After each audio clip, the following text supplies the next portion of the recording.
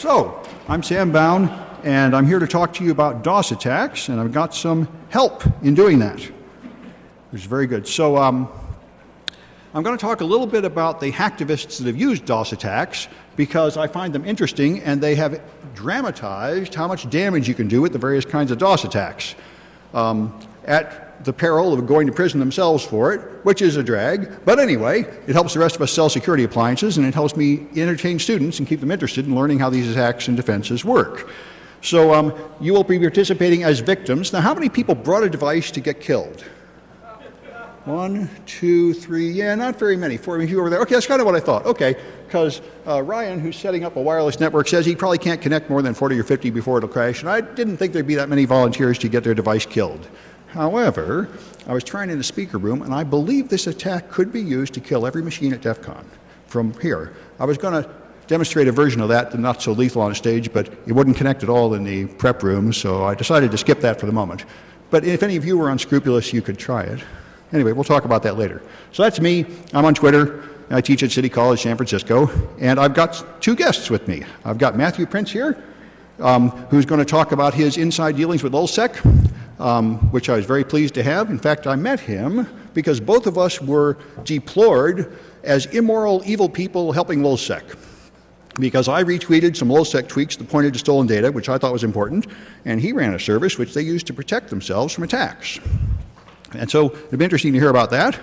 And Ryan here, way over there, he's going to set up the network and kill people who wish to volunteer to be DOSed with this attack, because we could learn some new vulnerabilities here. Now, they're not 0 days, because the attack I'm using here, I didn't write it, and it's not new. It's been known for a year. It's just that an awful lot of people that manufacture devices don't care and have not patched it. So if anybody has any exotic devices, it would be interesting to see if they're vulnerable. Anyway, here's the summary of what I want to show you. The DOS circus is about the history of this stuff and the attackers that have been using it, and then I'll talk about the 3 kinds of DOS. Layer 4 DOS, where you use thousands of attackers to bring down one machine, usually distributed denial of service. Layer 7 DOS, where one attacker can bring down one server or more. And the link local IPv6, router advertisement attack. I talked to you last year about IP version 6, and I said it was going to bring a lot of security problems, and so it has. It's given us a time warp when a bunch of things designed in 1993 are now back on our networks, so the old tricks work again. And this is not really an old trick, but it's devastating, and I'll show it to you. You can kill all the Windows machines on a network from one attacker. And again, you only need a few packets per second to do it. So Julian Assange stirred everybody up by leaking US secrets, and he published this mysterious encrypted file as his insurance, and if he ever gets irritated enough at the fact that he's being held in house arrest and perhaps going to be deported and stuff, he can release the secret key and reveal something terrible, not yet specified. So this stirred up these anonymous people that had gotten tired of just posting pictures of cats on 4chan and decided to save the world through denial of service, which makes a lot of sense to them, although not to me. So they started attacking. If anybody they could all agree to hate, they would blow them away. So it started with Scientology, because it's pretty easy to hate the Scientologists. And then it went on to other people, and eventually H.B. Gary Federal. This guy couldn't, he was supposed to be here, but he was issued a court order about 3 days ago forcing him to not speak at the panel and tell what really happened for the inside story here. But anyway, in order to publicize his new government security contracting company, Aaron Barr said that he could find the people running LulzSec and expose them by doing a correlation of social networking. So what appeared in Twitter, he would correlate with what appeared in Facebook and elsewhere. And so they decided to take him down. And it was extremely easy. They got a team of anonymous members. Now, Anonymous was a low-tech group, usually using really primitive tools, but a small number of them got together who were relatively skilled compared to the others. And they decided to take these guys down. They found a SQL injection and took over the email server, and then they sent emails pretending to come from the owner of the company, asking him to please change the password, change the username, and turn off the firewall. Thanks, that's working now. And once they were in, they took all their emails and dumped them on the web, because the whole thing about these guys later became LulzSec. The whole point about them was complete irresponsibility. The fun thing is to take everything every sane person ever told you not to do and just do it, and then you laugh, ha ha ha ha. So what would happen if I just dumped your whole email log out, everything personal, hurting who knows how many innocent people that just had something to say about their medical conditions? That would be a lot of fun, so that's what they did. And they found a lot of real dirt in there. it looked like they were planning to do a lot of really nasty things from H.B. Gary. And so then Anonymous decided to attack the Chamber of Commerce, having found out that they were involved in this with a Drupal exploit, again showing more intelligence technically than Anonymous had, which mostly just used that low orbit ion cannon, which is pretty primitive. So the Jester gets in here. He is a demonstration of the power of a layer 7 attack, although no one knows exactly what he does. His tool is secret, and I'm guessing what it does. But from people who have been attacked and kept logs of his packets, they've told me that I am correct, that what he is doing is essentially using a slow loris attack with some variations. And his plan here is to be right-wing, essentially, where Anonymous and Lulzsec are left-wing. He is pro-military, he comes from the military, and he tries to punch back at anybody that he regards as endangering soldiers, like Julian Assange and Islamic jihadist recruiting websites. And he brings them down with his tool and then tweets about it. He's prominent on social networking. You can go chat with him. I've chatted with him. But he doesn't have any partners. Unlike Lulzsec, he works alone, and therefore he hasn't been caught yet. He understands military operational security. Nobody can betray him, something that Lulzsec forgot. Anyway, so he brought down WikiLeaks single-handedly and held it down for more than a day, and to prove it, I was chatting with him in IRC, and he said, okay, I'm going to turn off the attack and let it come back up. And it came back up. He said, now I'm taking it down again, and it went down again. So that convinced me that he was really in control of the attack, and here's the Netcraft map of WikiLeaks going down for more than a day, thanks to the Jester. So that was his game. Then he decided to fight with Anonymous, because Anonymous didn't like him taking down WikiLeaks, and he's been focusing on them for about the last year, Anonymous and Lulzsec, blasting each other apart with a variety of tricks, but among them, denial of service. And then the Jester got mad at Westboro Baptist. Now these guys are also pretty easy to hate. I mean, they have some ridiculous hatred of homosexuals, and then they also picket funerals, and they basically, their profit method seems to be annoying until someone finally punches them in the face and then sue. But the Jester decided to take them down, so he took down 4 websites with his tool, which he had ported to a cell phone. And from a single 3G cell phone, he says he held down 4 websites for 2 months straight.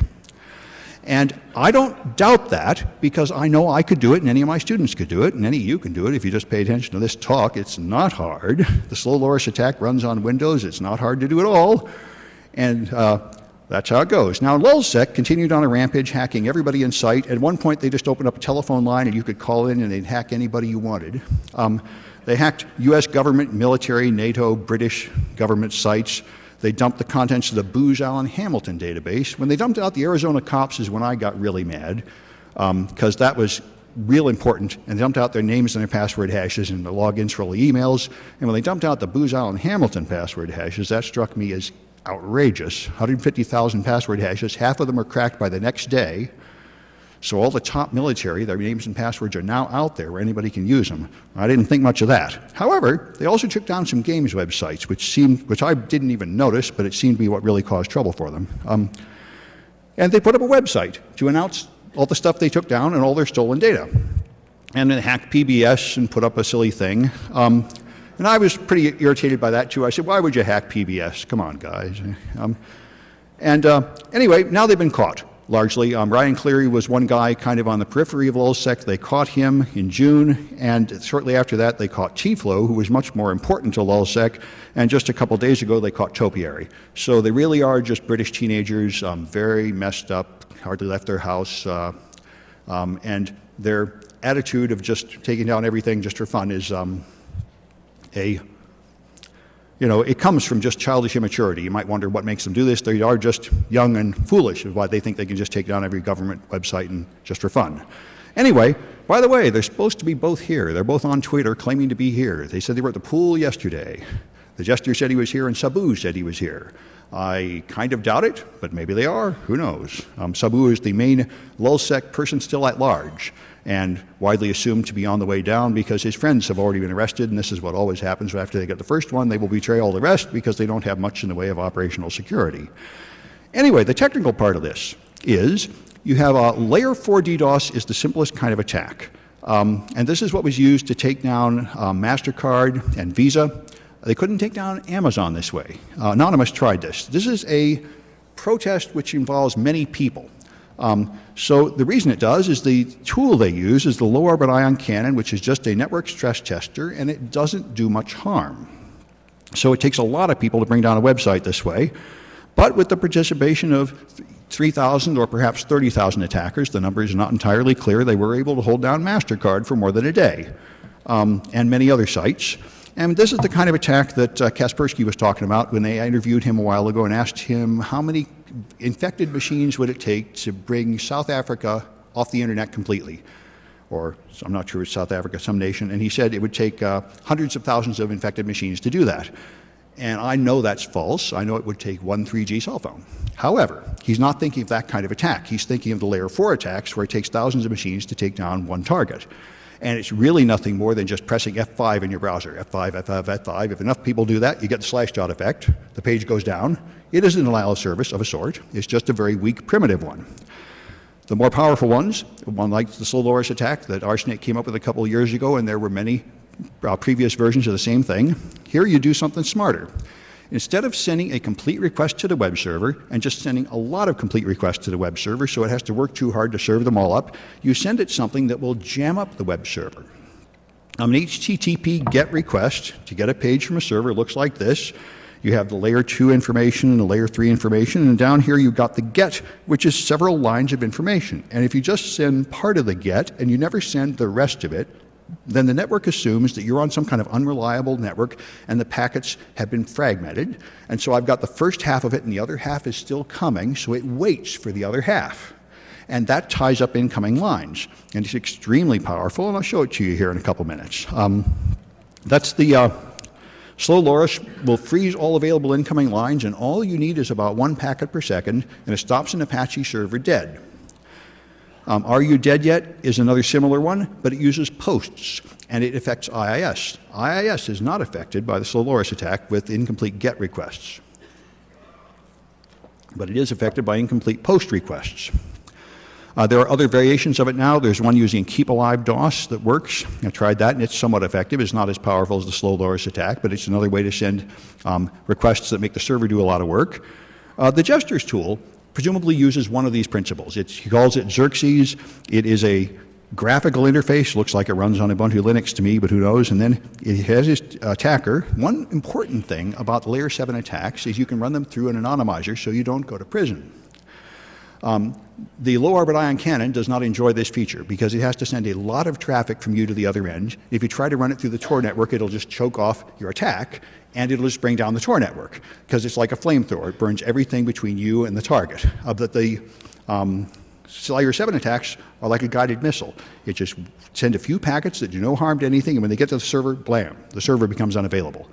So you can run it through an anonymizer, which is what he does, which means that not only can they not find out where it's coming from, but they also can't protect from it by any kind of simple firewall rules that search by source address, because all the packets come from different source addresses. Although, if you block all Tor exit nodes, which you should all do, that will stop them from using Tor, and they'd have to use something else, like a botnet of compromised machines to do it, and that would make it a little harder. But anyway, his tool starts, runs this thing through an anonymization network, and then brings down the target, and it's independently does a series of tests to the target, and when the target goes down, then it sends out one of those tweets, Tango down. Anyway, that's where we are up to maybe 2 years ago. These things were running. The link local DoS is much newer with IP version 6. You're using IP version 6 if you have any version of any modern operating system, any modern version of Linux, any Windows, Vista, or Windows 7, or Windows XP if you turn on IP version 6, although it's not on by default. And your servers, your domain controllers, your DNS servers, your email servers are all using IP version 6, whether you like it or not, unless you have gone out of your way to turn it off. And like any other unwanted service, if you're not using it, it's opening you to attacks.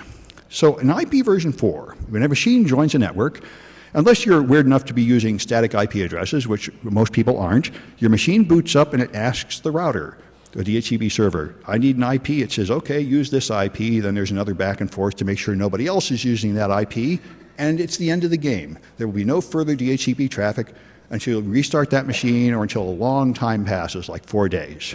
That's a pull process. I need an IP, I ask for an IP. But IP version 6 is not normally done in that fashion. IP version 6 is generally, addresses are distributed by router advertisement.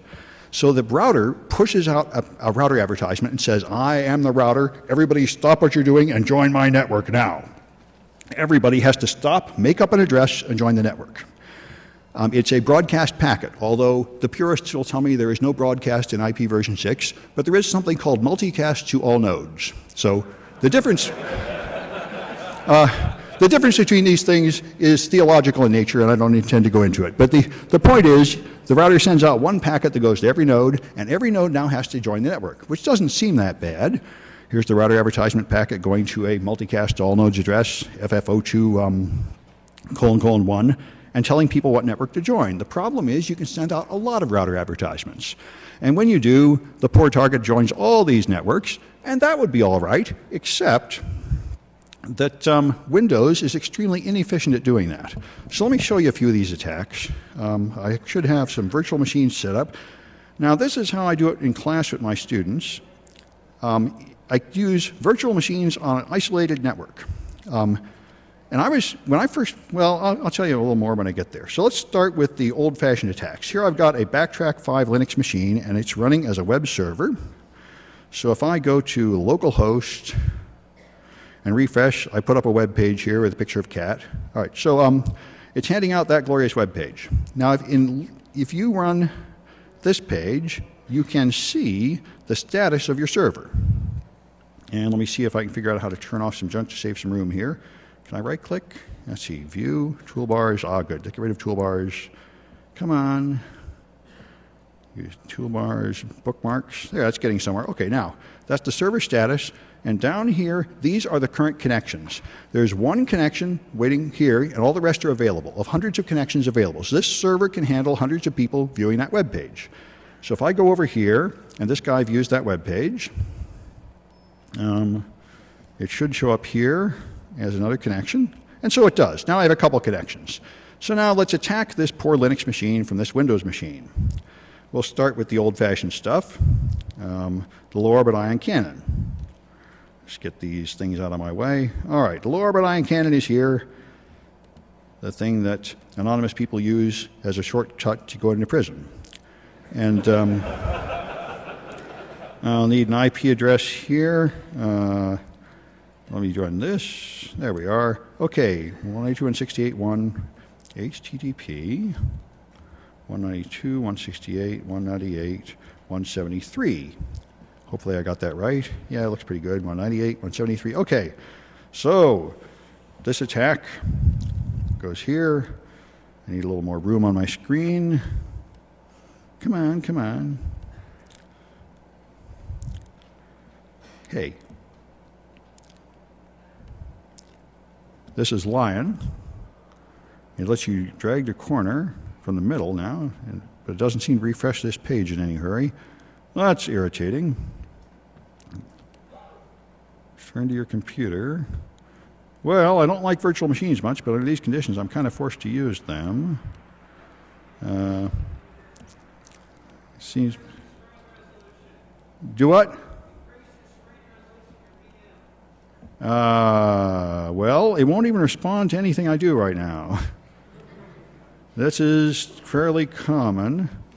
I might have to restart that one. Oh, there, it finally responded, I think. There, that's good. That's right. It's just a little slow. I'm sort of getting used to this. All right, so now I have to lock on until the number appears here. Yeah. There we are. Number appears there, and now I can do different kinds of attacks here. And I would like to scroll down, but I don't see a scroll bar because I'm being hosed here.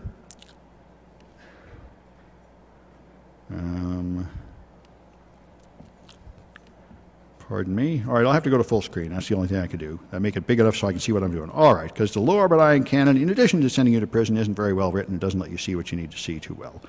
All right, so I'm going to send HTTP requests here, and I need to get to the fire button.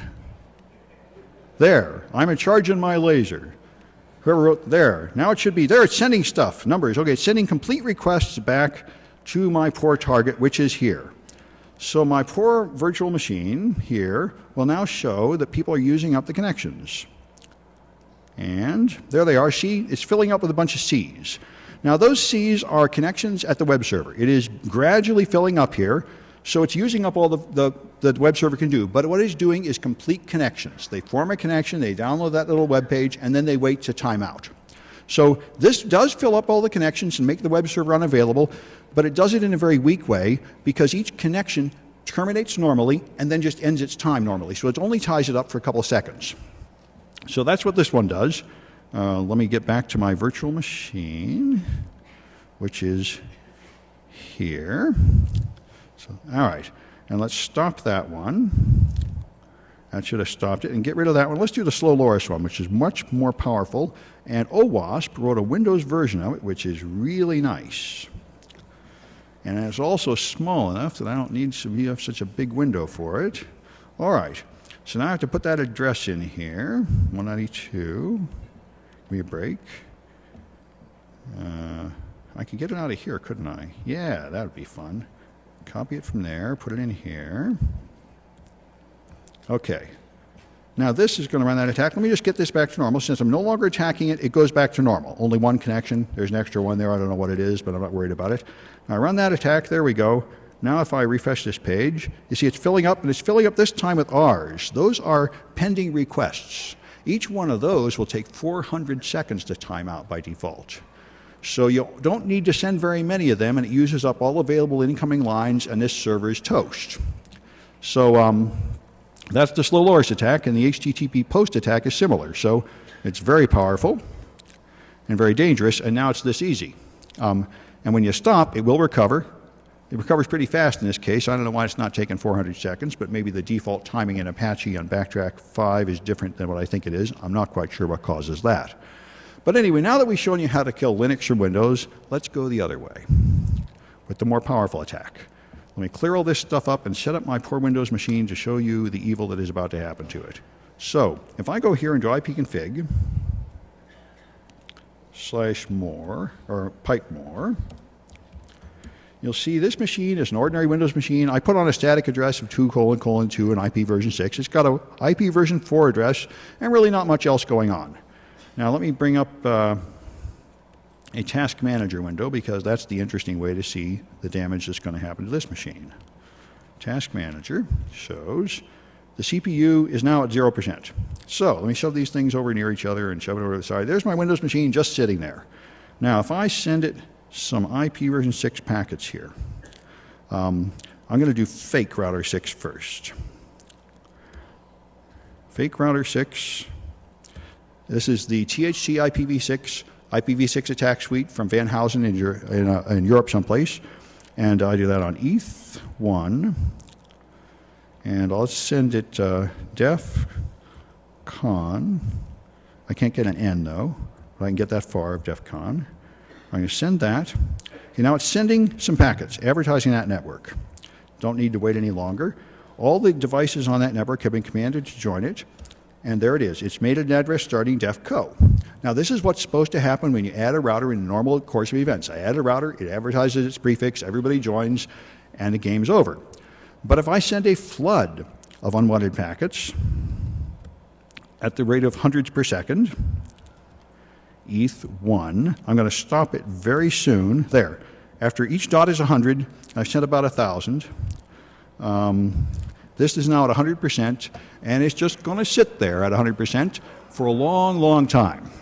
And,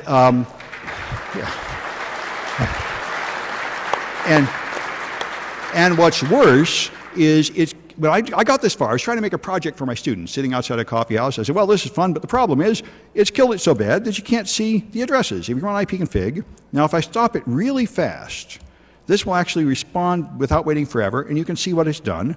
And that's why, hopefully, I stopped. There we are. You see, it's joined all these networks. Page after page of networks. That's what it's doing. And it's still adding more to that list at the rate of about 5 per second. So this is all right. But when I first tried it, I ran it for a while. Nothing seems to happen. Hey, my Windows machine doesn't respond at all. What happened here? I said, well, this is no fun. Students don't learn anything. They can't look at the damage. So I thought, well, this is a bad project. What do I do? And then I thought, hey, wait a minute. This would kill the domain controller and the email server and everything. This is really bad. This is so bad I can't tell my students at all. I better tell Microsoft quietly. So I sent out a tweet I mean, at first I did this to send out a tweet saying, hey, this attack hurts Windows 7. Not surprising. And then I said, hey, you know, I need a security contact inside Windows. So EdBot and other people on my Twitter feed immediately gave me good people inside Microsoft, and they sent me to the right people, and within 2 days I had an official answer from Microsoft saying, yeah, Van Housen told us about that a year ago, and we don't care. We're not going to do anything about it for current versions of Windows. We do not care that Windows Vista, Windows 7, Windows Server 2003, Windows Server 2008, and XP are all going to die at the drop of a hat. We may put in Windows 8 or Windows 9 or something if we have nothing better to do. And I said, fine. If you're going to be that way, I'll tell the whole world about it. And I gave it to my students for homework, and I said, use an isolated network. Don't kill every machine at the college, because you could kill every machine at the college, including our servers and everything else, and my students did not kill the whole college with it, which is nice of them. Therefore, I'm still working there. I'm not out on the street with a tin cup. And so, anyway, that's the power of that attack. And so let me talk a little bit about defenses, but I think before I do that, I'm going to hand it over to Matthew here. The only thing I want you to do is if you would like to try this. Now, Windows machines are vulnerable to this, and one version of BSD Unix is vulnerable to this attack. Mac OS is not. If you look at my Mac here, ifconfig, it will show, yeah, you see them here. Don't see it. Let's try pipe more. There we are. See here, the Mac got the attack too. The Mac is the host. And as you can see, it joined some of these, those are 2001s, but let's see. It joins, I think those are useless networks. It joined some of those useless networks, but it didn't join them all. Well, I think those might be from DEFCON. But anyway, what you see, if you expose the Mac to it, it joins about the first 10 and no more. It has the sense to ignore all router advertisements after the first 10 for some period of time, which is a pretty good defense. And that's what I think Microsoft should do in Windows, but they are not interested in my opinion. Cisco patched it, Juniper didn't. But anyway, if you have any devices to test, Ryan's going to set up a network there and kill anybody that wants to join it. And if you want to participate in this, here's how you do it. There. You join a network called Do Not Use. And it's WPA2 encrypted, and the password is Do Not Use. So if you join that network, he'll see how many people joins and then run this attack and kill you. And if it kills you, it's interesting because other devices are vulnerable besides Windows and BSD. And if you have, some people said they were going to bring interesting devices here. Any device that networks may be vulnerable to this, and I would like to know, and I'd like you to go to the question room afterwards and tell me so we can inform the vendor and get stuff patched, because I think a bunch of people are vulnerable to this and they don't know. But anyway, let me hand it over to you. You can tell them your story about LowSec.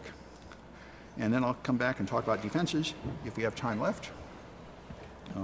Your stuff should be on the desktop. Let me dig down to it. Hey, Sam? Yeah? Is it do not use or do not connect? Is it do not use or do not connect, Ryan? Do not connect. Oh, do not connect. Okay. Thank you.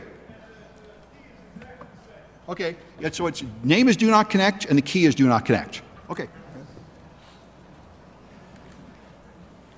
Thanks, Sam.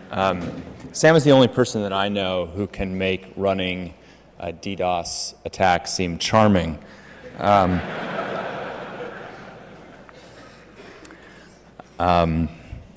So my name is Matthew Prince, and I know Sam. We both live in San Francisco, and we both got sort of dragged into the Lowell security kerfuffle reluctantly. And so I'm going to tell you the story of how I got dragged into it and talk to you about some of the DDoS attacks that we saw during the 23 days that they were active, and then what we did to stop them. So on June 2nd, at about 4:54 p.m.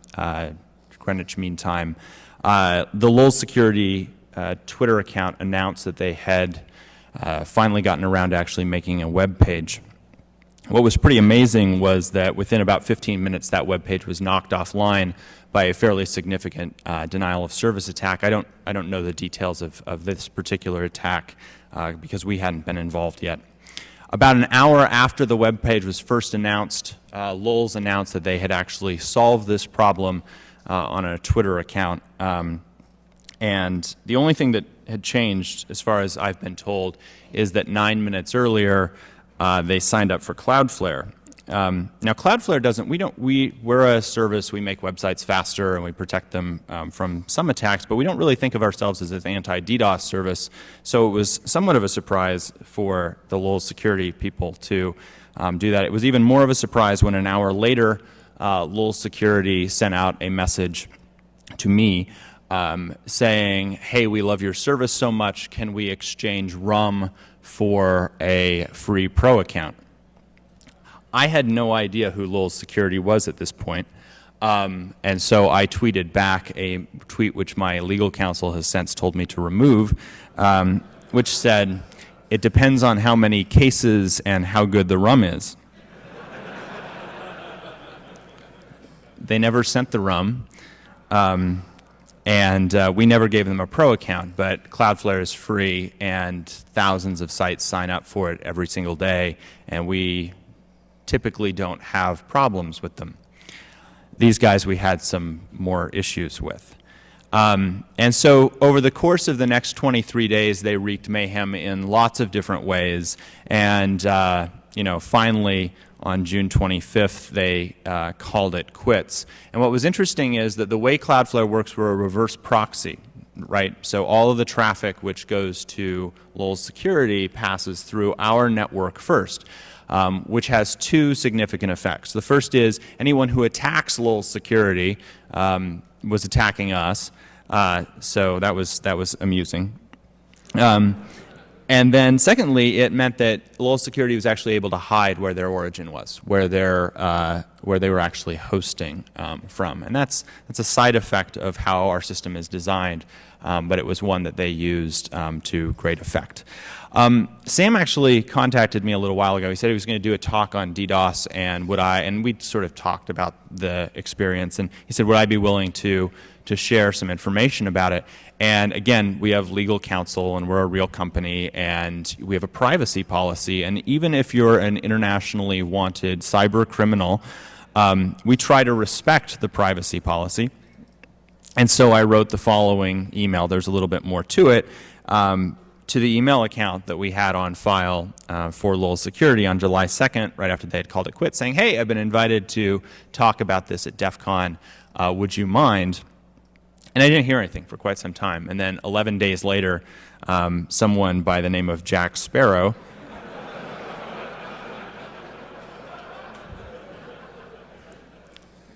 so here I am.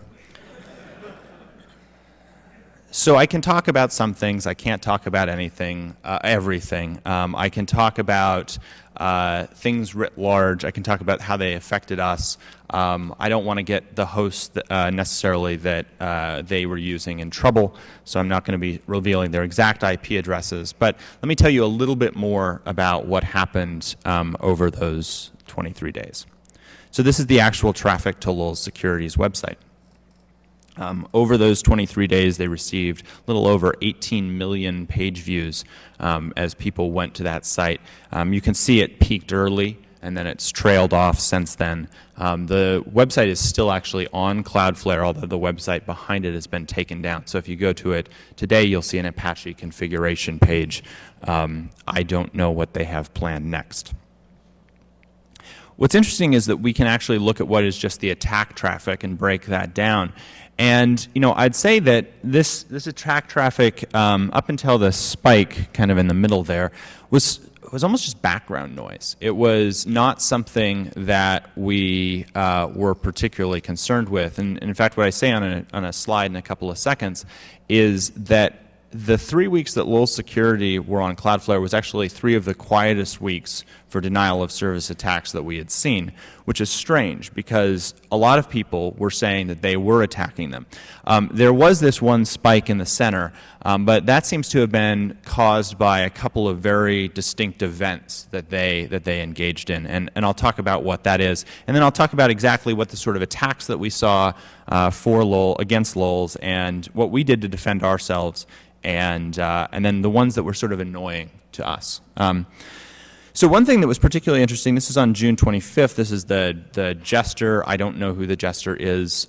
Sam Sam's given me some background. He publishes a web page. He spent a huge amount of time trying to figure out what the backing, where the Lowell security site was hacked, and he proudly pronounced what has become gospel, which was that www.lowellsecurity.com was at 204.197.240.133, and lowellsecurity.com was at 111.90.139.55. I know where the site was on June 25th, and I will tell you it wasn't there at all. In fact, they used 7 different hosts over the course of 23 days. The original host was in Montreal, Canada. They were briefly in Malaysia, but it was in early June. That's the 111 address that's accurate. I don't know where the other address comes from. Most of the hosts that they used were actually US-based hosts, including one large host that specifically specializes in DDoS mitigation. Ultimately, they're using German hosting, and that's where they still are today. One thing that was interesting was that a lot of people claimed that they had found some way to knock Lowell security offline, and they posted pictures online. This is actually a service that we offer at Cloudflare, which is if your back-end origin server goes down, then we'll actually show a cached version of this, and we put an orange bar across the top that says you're viewing a cached version, sort of like if you view as cache in Google. What's interesting is that while a lot of the world was claiming that they had done this, what I think actually must have happened is that the Lowell security guys got kicked off their host, because for a brief period of time, for about a 36-hour period, what they did was they actually pointed their IP address at 2.2.2.2, which is an invalid, there's no host, there's no web server running there. I think they just picked a random IP address. And what that did was it caused our system to kick into the always online mode. That actually caused that cache version to exist for a limited period of time until that cache expired. At that point, they pointed it back to a host for a short amount of time, then pointed it back to a fake address to get it up. I am not aware of any person or any time when the Lowell security site was actually knocked offline, in spite of the fact that a lot of people were trying to do that. On the other hand, they knocked a lot of people offline, which was interesting to watch. A lot of the attacks that we saw, again, as I said, we were really surprised. We had everyone on high alert. We were watching for big attacks to come in, and the attacks that we saw were generally actually significantly less than we would have expected. Pissing off the hackers that populate Twitter is not nearly as dangerous as pissing off the Chinese cyber mafia or the Eastern European cyber mafia or people that run really big extortion attacks. They run big DDoSes. These guys, they run, they're clever, but it's not the same league. We saw some layer 7 attacks that were relatively harmless, while Slow Loris and some of those tools are interesting to attack an individual web server. Cloudflare was specifically designed not only to stop layer 7 attacks dead, but we actually then record all the IP addresses that are committing those attacks, which just makes it, it's actually, we actually are happy when people attack us over layer 7. The more annoying attacks for us are the layer 3, layer 4 DDoS attacks that we see. But we run a network which is an anycasted network.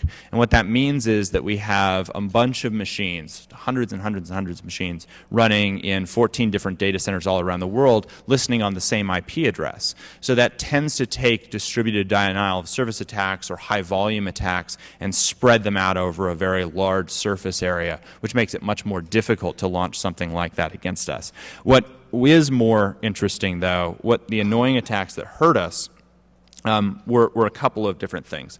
The first was someone had a really big network and a lot of traffic, and they pointed almost all of it at us, and it happened that they were geographically proximate, or sort of network geographically proximate to our San Jose data center, and so they were doing enough bandwidth to our San Jose data center that what we did was we took all of our clients other than Lowell Security and we moved them to other data centers. No one ever noticed, but the San Jose data center for that period of time was only serving Lowell Security.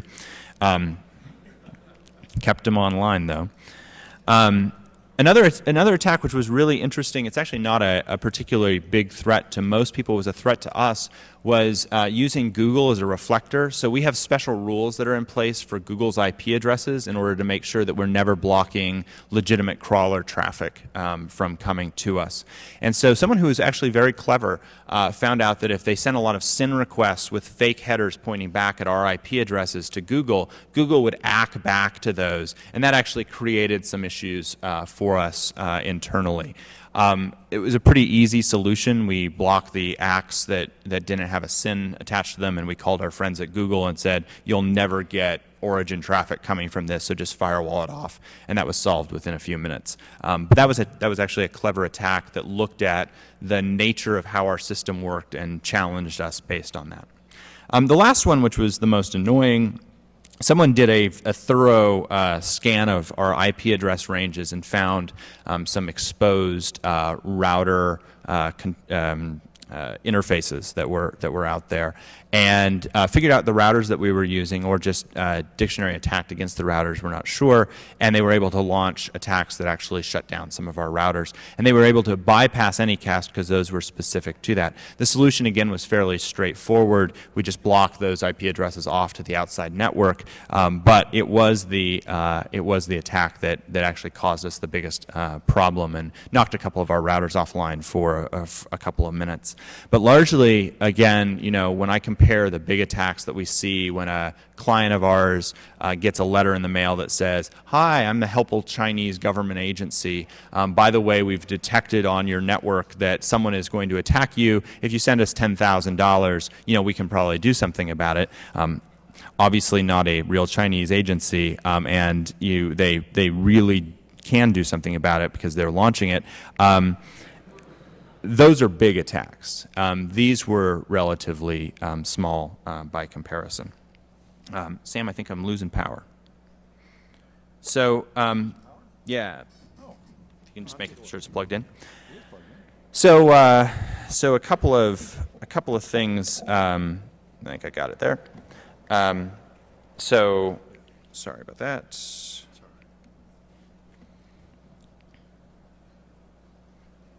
So a couple of things that were interesting. The first was, again, when the Jester and all those guys were attacking, that's that sort of background noise pattern. What really started to, it seems, trigger pissing people off was when the Lowell security guys went after Minecraft.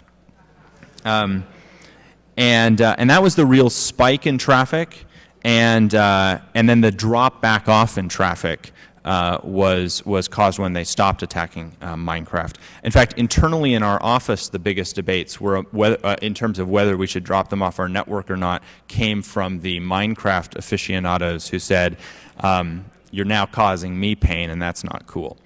So I guess the lesson is that if you're going to launch DDoSes against people indiscriminately, don't pick on Minecraft. So we've watched. I have very little information on who actually the Lowell security folks are. I will say that one of the usernames that signed up for the Cloudflare account is very, very similar to one of the usernames that's been arrested. I don't know if that means that it's just a coincidence or that they've actually been taken offline. We haven't seen much activity. They haven't moved their host around, and again, their website is down now. But it was an interesting 23 days watching kind of the attacks, and as all the world tried to take them down, seeing how we could help keep it up, for better or worse. So if this is of any interest to you, I'm East Dakota on Twitter, and we're Cloudflare. So thanks for having me.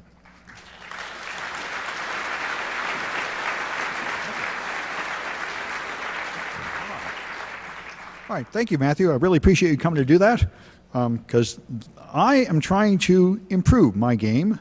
I've been a breaker for quite a while. Let me see if I can find my presentation. There we are. I've been giving a lot of talks, and